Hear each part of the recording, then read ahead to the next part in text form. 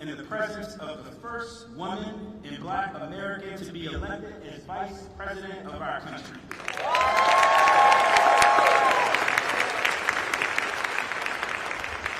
Now, aside from my wife, and maybe my mom, I'm not sure how she feels, I know y'all didn't come here to hear me speak, so I'll try to make this as brief as possible. My name is Donald Boone, graduate of North Carolina A&T State University, and an Atlanta resident, husband, and father of 3.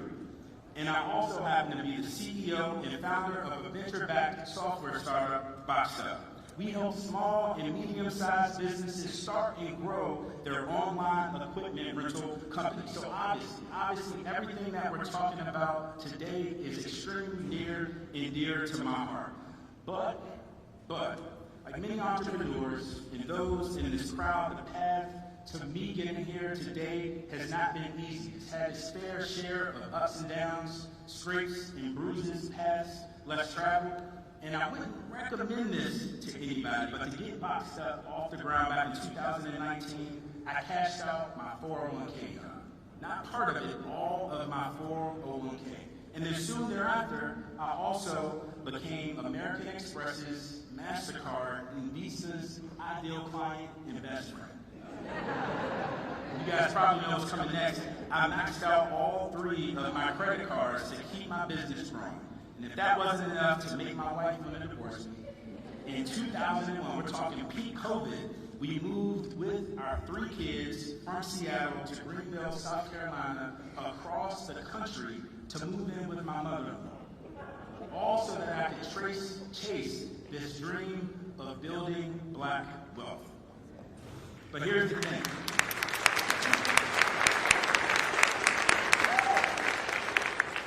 Thankfully, it doesn't have to be this difficult. In addition to days like today, Vice President Harris and the administration are doing everything in their power to change that. She gets us and she gets what we need to be successful, and she's been fighting for years to make that happen and expand access to capital for small businesses and entrepreneurs. And last year, I had the privilege of being invited with business owners like myself to the White House to actually share our feedback and learn how they can better support us all. And in 2003, they also backed thousands of loans worth billions with a B of dollars to small businesses. Do y'all understand what I could have done with just a little bit of some of that money? So with that, I'd like to introduce you to our moderators for today. A lot of you guys in the audience know them well. They are the co-founders of the revolutionary financial empowerment platform, Earn Your Leisure. Earn Your Leisure's empire spans the world's largest financial festival, InvestFest, held right here in Atlanta. And the Earn Your Leisure Network, which includes 3 top 100 podcasts and a robust online presence with over 3 million followers across all social media channels. Please welcome to the stage Rashad, Bilal, and Troy Millings.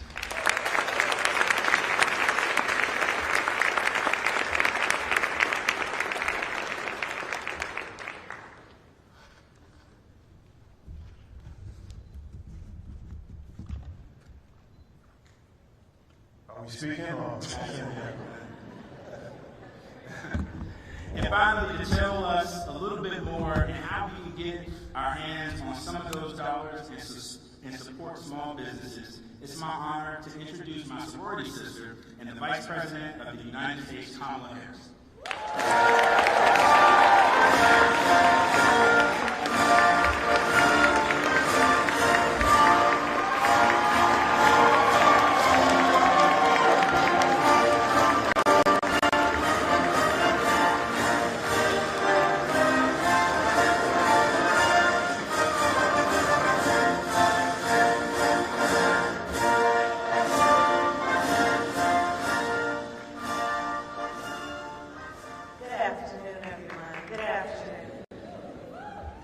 Good afternoon, everyone. How's everybody doing? How's everybody doing? Okay, wait a minute. All right, but before we get started, I want to welcome you to the Economic Opportunity Tours. This is South Number 1. And what better place to do it here in Atlanta, Georgia? That's right. The city of opportunity. We want to acknowledge a few people before we get started. Senator John Ossoff. Senator Raphael Warnock,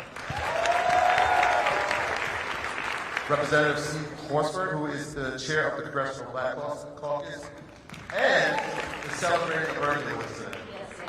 Happy birthday. And this happens. Representative Nakima Williams, and leaders of the Black Economic Alliance who have helped partner to make sure that this tour runs smoothly. So congratulations. Thank you guys for being here today. Yes. You know, we do events all the time, but this is a little bit more different. I would say that, you know, different dress code. They're not as enthusiastic for our presence. They're warm. It's more presidential, for sure.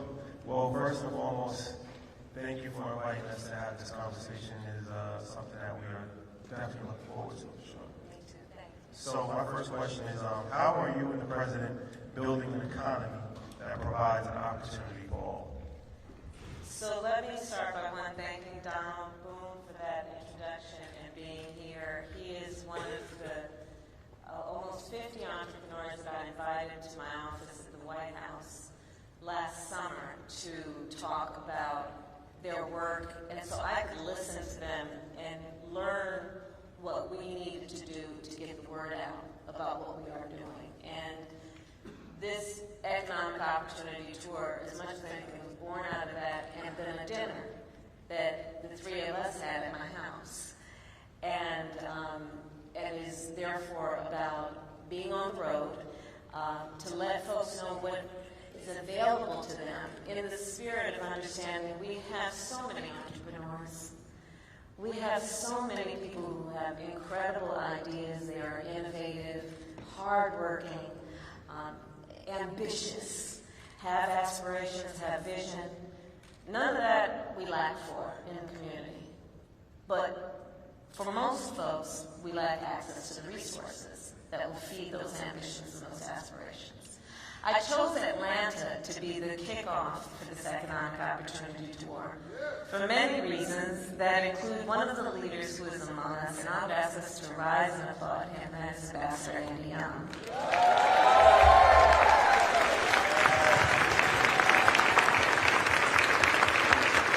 Who is here with his Vice Chairman. And I'll tell you as a point of personal privilege, Ambassador Young has been an advisor to me, a mentor to me, and a friend, and has always talked about his vision, his shared vision with Dr. King, about the vision for America that included a vision that was about fighting for civil rights and understanding that to achieve true equality, we have to also have an economic agenda. And that agenda must include speaking to people's ambitions. That yes, everybody wants a job, and President Joe Biden and I are very proud that in our administration we have brought Black unemployment down to historic lows. But that's a baseline. We also are focused on something Ambassador Young has talked so much about, which is creating opportunity for people to build wealth and to thereby not only strengthen their family, Don Boone talked about that, but strengthen the economy of the community as a whole, and everybody in society benefits. So that's why I'm here. And to talk about what we have done, whether it be an extension of the work I did in the United States Senate to get $12 billion more into community banks, or the work that we have done, and you heard the panel earlier today, that is about uplifting our capacity through the Treasury Department. I want to thank Secretary Yellen in her absence for what she's done to be a partner to me around focusing on a number of issues that are about access to capital, but with a focus also on minority-owned businesses. And then what we did to create the Economic Opportunity Coalition, which is, Bank of America, Wells Fargo Bank, Google, and getting private equity to invest in community banks, some of the local community banks being represented here, to increase access to capital so that our entrepreneurs in the community have a place to go where it's the people who are doing the lending know the community, know the capacity of the community, know the mores of the community, and can provide not only capital, but the knowledge that so many need to understand how to run a business. You have a great idea, but you don't necessarily know how to run a payroll. Don't necessarily know what kind of system there is for business taxes in a way that allows you to maximize, right, your resources. Don't necessarily know how you're going to keep up your inventory. And don't necessarily know what is available in terms of creating access to markets. So you have a good product, but you need access to markets. So the work that we have been doing over the last 3 years has been focused on all of these areas, and also understanding the context in which we exist, which is the long-standing disparities, and understanding that in spite of those who in certain parts of our country want to attack DEI, we understand that you can't truly invest in the strength of our nation if you don't pay attention to diversity, equity, and inclusion.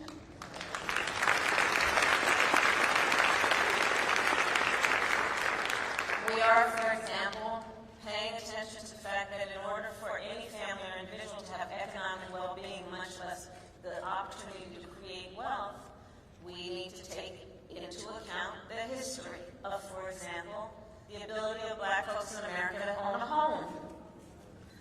Let's go far back enough, we can go even further, but let's go far back enough to remember the GI Bill. That was a promise by our nation to invest in who we call the greatest generation, who fought in that war. And so there was a policy that said, let us reward them for fighting for our nation and all that we hold sacred, and give them access to loans for home ownership. And the reality, however, of a well-intentioned plan is that it was not well-intentioned in the way it was implemented for a lot of people. In that, Black veterans did not receive, in equal measure, those loans. And so whereas a whole population of people had public policy that was about federal investment on lifting people up, certain folks, and Black folks in particular, veterans, did not receive the benefit. So now we look at the disparity that's created even by that.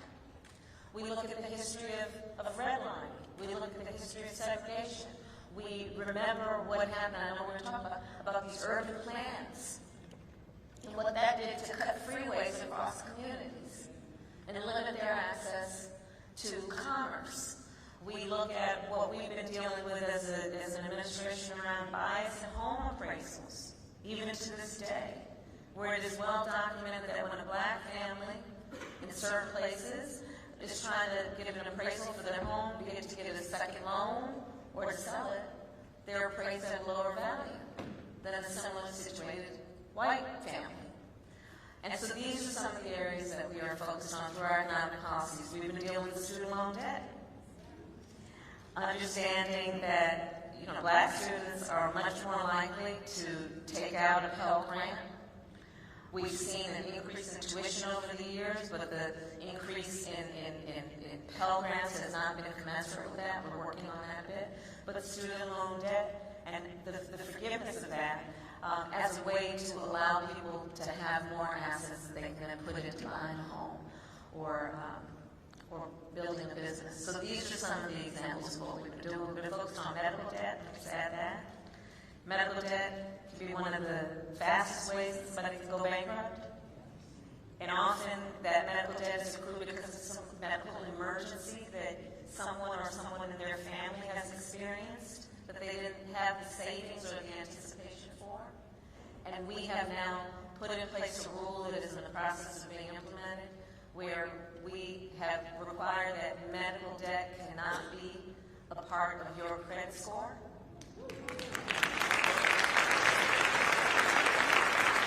And medical debt cannot be considered when your credit is being evaluated for a car loan, a home loan, things of that nature. So these are some examples of what we've been doing. Yeah, I want to stay with that theme of access because it's a real issue. When we talk about access, especially in communities of color, we lack it. A lot of it has been done for many reasons, but specifically, kind of alluded to it, urban renewal. Yeah. So I'm interested in knowing what work is being done to address some of these historic equities. So during the late 50s and 60s, there was this whole policy push, national policy push that was called urban renewal. But what it ended up doing was, and it was supposed to be about making life easier for people that live in the areas where it happened. But essentially it was about a policy that was directed at making it, many people will say, easier for folks who had wealth and means to move to the suburbs and still have access to the downtown.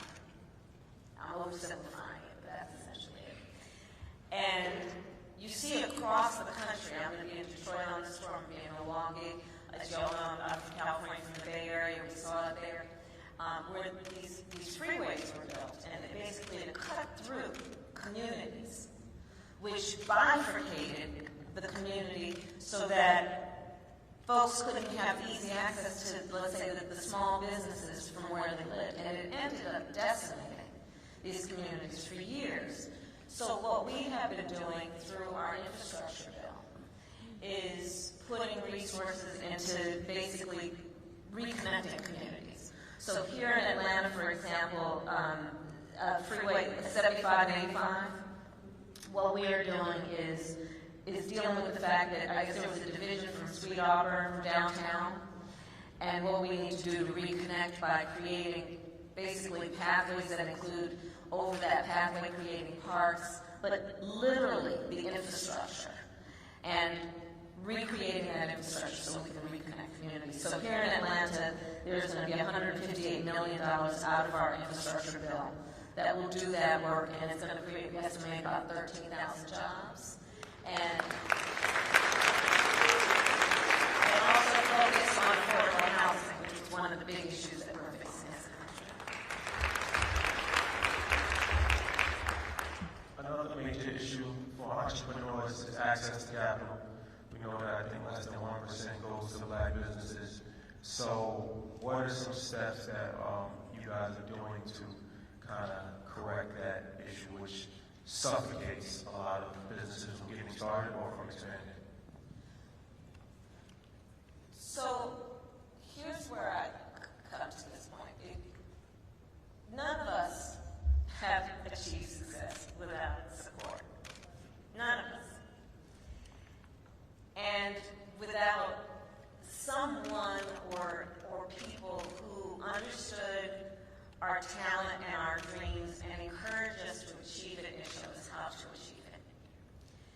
And as much as anything, the spirit behind the push for access to capital, and in particular on this tour focusing on minority small businesses and Black-owned small businesses and small businesses and entrepreneurs who are Black men, is to recognize the disparities that have existed around the access to the opportunity to achieve success.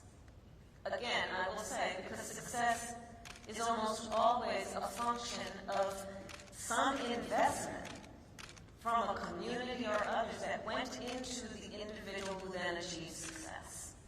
So the access to capital push that we have made has been about, yes, getting more federal dollars into community banks. It has been about getting the private sector and the big banks to invest, because they will admit, and we know, they are not necessarily in the place where we need them to be situated to know the community.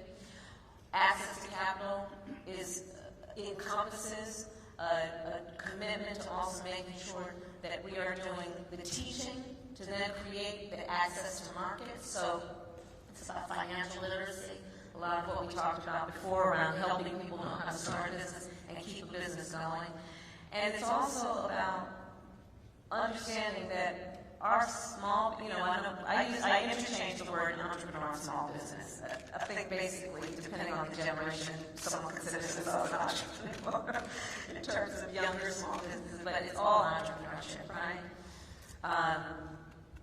What we also know is that our entrepreneurs, our small business owners, are not only leaders in business, but community leaders, civic leaders, hiring locally, mentoring, creating opportunities for economic development and growth within individuals and communities. So the work we are doing to extend access to capital is about tapping into the ambition that exists, the aspirations that exist, and then giving people the resources that are necessary, money and other resources to actually achieve success.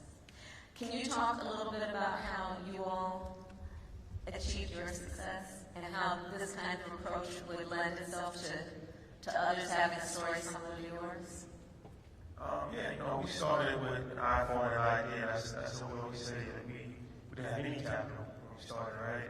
That's the beauty of social media. Technology has really empowered everybody and kind of leveled the playing field.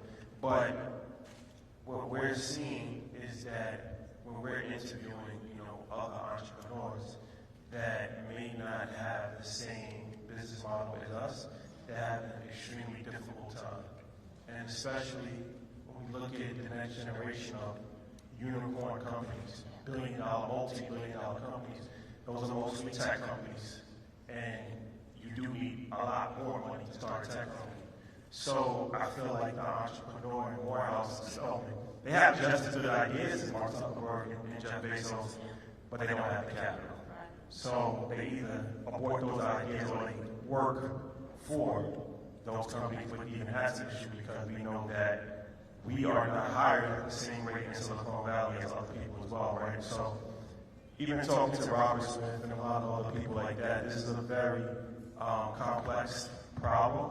But I think from our perspective, we have a unique perspective because we actually get to talk to entrepreneurs every single day, and we can understand how $100,000 can just accelerate their business, right? $50,000 can accelerate their business, right? And even looking in the crowd, we have entrepreneurs. I see Pinky Cole, I see Eastside Golf, and these are young entrepreneurs that went out on a limb and bet on themselves, right? But a little bit more capital, they can be the next McDonald's. They could be the next Nike, right? And that's what we need in our community so they can employ. So they can employ not just 100 people, but 100,000 people. That's right, and that you hit it on the head in terms of how we feel about this.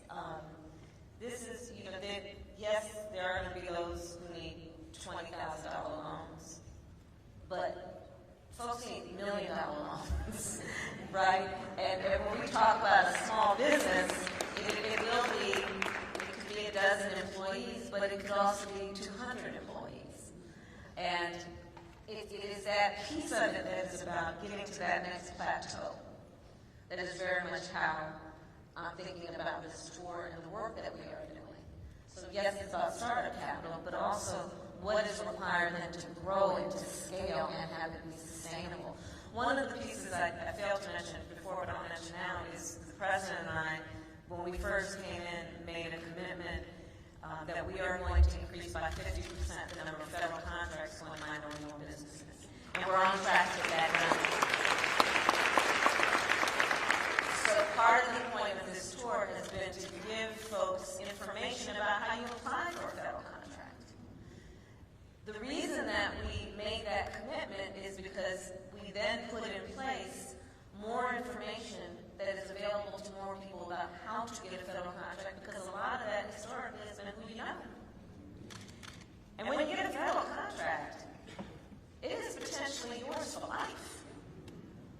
And it's very sustainable and can be the source of great growth for that individual who owns that business and beyond. I'll also say this, and I was saying to a few folks earlier, the work that we have accomplished as an administration, be it the infrastructure bill and what we are doing to invest, it will be trillions of dollars in infrastructure, roads, bridges, sidewalks, all of that, transportation, public transportation.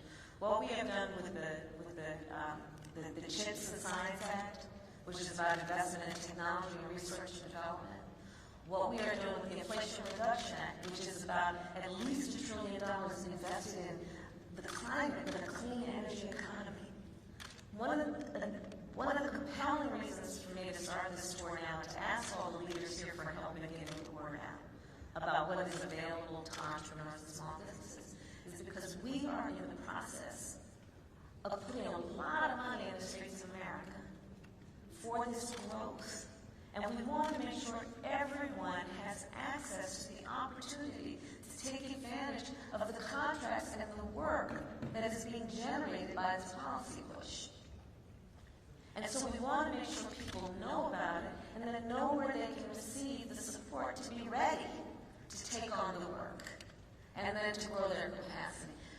I was very surprised to learn that over 70% of construction companies in America, and I'm pretty sure that number is still correct, 70% of construction companies in America employ 20 or fewer people. Those are small businesses, right? Who, when we're building back up America's infrastructure, a lot of that's construction work. Got to make sure people know about what's available to them to actually take those jobs. I think that's why this moment is so important, right? I always believe that first is the awareness part. We understand what needs to be done, then it's the education around it, which I think people kind of leave out. But this is action piece. It feels like this is action, especially with this store. This action that's going to take place. I want to talk about something that's important to every entrepreneur, and that's the cost of living. Affordability. And so we've seen interest rates, obviously, over the past 4 years, they've risen. What steps are being taken to lower the burden of housing costs? Because like you said, there's disparities in it. We can go all the way back to GI Bill when we talk about the creation of generational wealth throughout communities. It's kind of missed us. So what is being done now from your side? So to your point, we know that home ownership is probably the most effective way to build intergenerational wealth. And it just is a fact. And just think about it in this context. As a homeowner, then as a parent, if you have a child that wants to go to Howard University, Such a great choice. One way you got to go. I could help myself. Or FAMU, or Spelman, or Morehouse, or Clark, and Clark Atlanta, yes. And as a parent, then, as a homeowner, if you have some equity in your home, you can say to your child, you know, don't take out the loan. I'll take out some of the equity to help you pay for tuition so that you don't graduate with extraordinary student loan debt. And so that when you graduate, you can do your dream job and not worry about those hundreds of thousands of dollars of debt, and you can go on and prosper. As a homeowner, if your child says to you, I want to start a business, I've got a great idea, and you as a parent can say, let me take out some equity to give you some startup capital. Intergenerational wealth.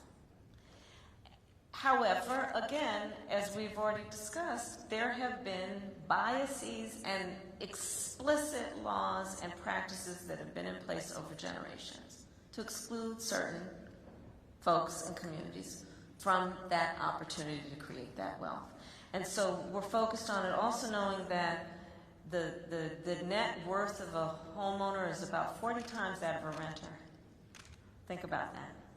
And so what we can do to uplift and create opportunities for that are very important. So one of the things we've done is we have proposed that there would be for first generation homeowners, so first time homeowners, at a certain income level, a $25,000 credit to be able to put a down payment down, which we know would make a huge difference.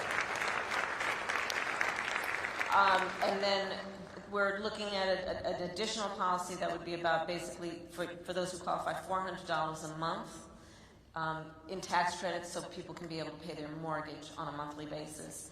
And we are on track to a commitment to build 2 million more affordable housing units, including what we're doing here in terms of the freeway. So that's important. But the reality of it is that when we focus on this issue, we got to realize that part of the reason everything is so expensive is we don't have enough supply in the market. And this is a national problem. So our investments are about also what we need to do to build affordable housing. I'm looking at some issues around how we can look at vacant commercial real estate and conversion. There's a lot of this issue that is about also what we need to do to focus on local rules that might make it, zoning rules that might make it different for these things to happen, and how we can create incentives that are productive for everybody. And then it gets back to, for example, the student loan debt. And what we have seen, we have now forgiven over $150 billion in student loan debt. On average, we're looking at somewhere around $70,000 per person. And especially if we're talking about people in public service, nurses, firefighters, teachers, and doubling the number for them. But one of the other things I'd ask the leaders here in terms of helping me get the word out, let people know they qualify for student loan debt even if they never graduate. That's really important for folks to know. Because, you know, think about it in terms of the logic of the policy. Why is that the case? Because sadly, they didn't graduate, some people because they couldn't afford to keep paying tuition. But they still have to pay back that loan. So help us get the word out so that people apply. And I guess that gets to the heart of this tour and everything else we're doing. Folks in a lot of situations just don't know what's available to them. And I need the help of the leaders who are here to get the word out so people know what is available to them. Well, that leads me to my next question. I'm not sure if you already answered it or not, but I was going to ask about student loan and what the administration has done for, obviously, there's millions of Americans that, once again, are suffocated with student loan debt, and it's really crippled their lives. So, you know, I'll tell you, we went bolder with this, our plan and for student loan debt relief, and then the court cut some of the stuff that we were doing. But we have not stopped. And so we are through whatever, and all the powers that we have through the executive orders and things of that nature, been forgiving, again, up to $150 billion of student loan debt. What I have seen in my travels around what this means for the people who have applied and figured it out, it's extraordinary. I mean, I've met people who have been forgiven, you know, 3-digit thousands of dollars of debt. I've met teachers who've been teaching for 20-something years, carrying that debt and not giving up the profession of teaching. And we don't pay them enough as it is. And, you know, and so thinking about that, and let's think about, you know, there were those who resisted the policy from the beginning and said, well, why do they should pay off their loans? Why do they need it forgiven? Well, let's go back to the example of public servants, nurses, firefighters, teachers. Yes, we don't pay them enough, and people who have a calling to, for example, teach other people's children, who pay for school supplies out of their own back pocket, and the benefit they give to all of us as a society, should we not think about that and think about the fact that we want them to stay in that noble profession? I think about the number of young people who have a calling to do that kind of work, similar kind of work, who have to go to some other kind of job because they need to pay off their loans. When we want that people would be able to follow their passion, especially when it benefits all of us in an uplift society. So the reasons behind the policy include just that. And again, let's just let people know that they don't have to have graduated in order to get their debt forgiven, especially if that might mean that if they want to go back to school, they can go back and know that they can afford to go back. Well, this is coming from a teacher. I say educator now, turned entrepreneur.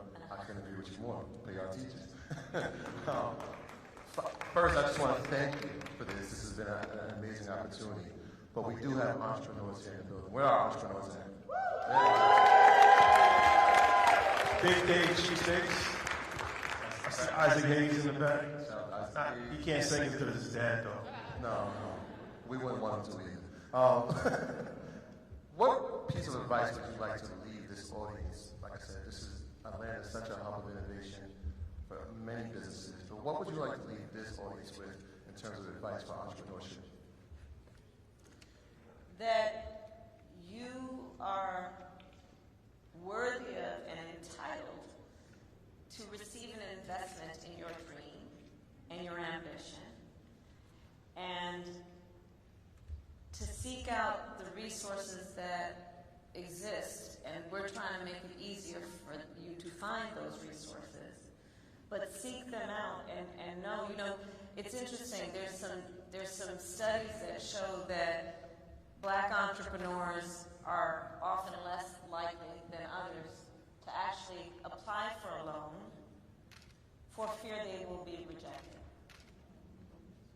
I mean, it's pretty significant data that supports that point. So part of my advice is go for it. Apply for it. And get the word out, right? We don't lack for really incredible vision and entrepreneurial creative thought. And so it's just a matter of let's not let society or history impede or silence those ambitions. And then I would urge everyone to know, for example, community lenders and to seek them out. I was just earlier at Rice, and what's happening there in terms of helping young entrepreneurs get ready and then have access. I met this young brother, he's got a water company, and is now going to be selling at Walmart, right? And so there are institutions and places that are available to you, groups that are available, mentors here. I would say to the entrepreneurs who are here, make sure you talk to the person sitting next to you, because they may just be that person who is willing to mentor you or willing to give you some advice about how they achieve their success. But don't give up, because we need you. Our country needs you. And that's how we're going to be strong.